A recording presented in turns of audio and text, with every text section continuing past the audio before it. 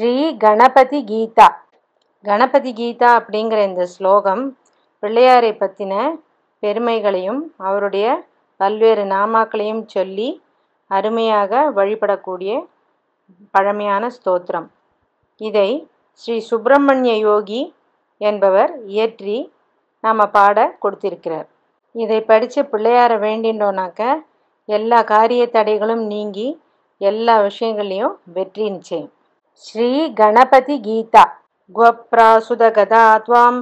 கௌரி ந பிராமணியம் தவ ஜனனே விப்ரா பிராஹுரஜம் கணராஜம் யப்ராசாமபி பூர்வதமः நாசி கணபதே சங்கராத்மஜோ பாசி தத்வதேவாகிலாத்மக ஈசதா தவானீசதா நிருணாம் கேசவேரிதாசாசயோக்திபிஹி கஜமுகதாவகமந்திர மஹிம் நாஸ்ருஜதி ஜகத் விதிரனுகல்பம் பஜதி ஹரிஸ்துவாம் ததவ நக்ருத்யே யஜதி ஹரோபி விராமவிதௌ சுகயதி சதமகமுகசுர நிகரா நகிலக்ரது விக்னக்னோயம் நிகில ஜகஜ்ஜீவக ஜீவனதஸ்ஸ கலு யத பர்ஜன்யாத்மா பிராரம்பே கார்யாணாம் ஹேரம்பம் யோத்யாயேத் பாரம் யாத்யேவ கிருதேராராதாப்னோதி சுகம் கௌரி சுனோபாதாம்போஜே லீனா சேதோ விருத்திர்மே கோரே சம்சாராரண்யே வாச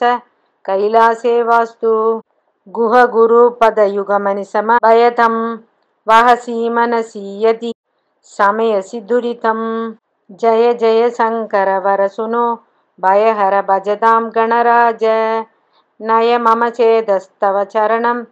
நியமய தர்மேந்தகரணம் சலசி சித்தகின்னு விஷம விஷயகானனே கலய விருத்தி மம்ருத தாத்ருகரிவரானனே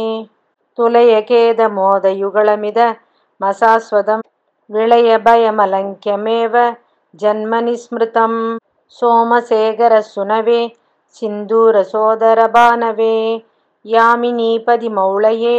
யமி ஹிருதய விரச்சித கேலயே மோஷகாதி பகாமினே முக்யாத்மனோ அந்தர்யாமினே மங்களம் விக்னத்விஷே மத்தே பவக்த்ர ஜோதிஷே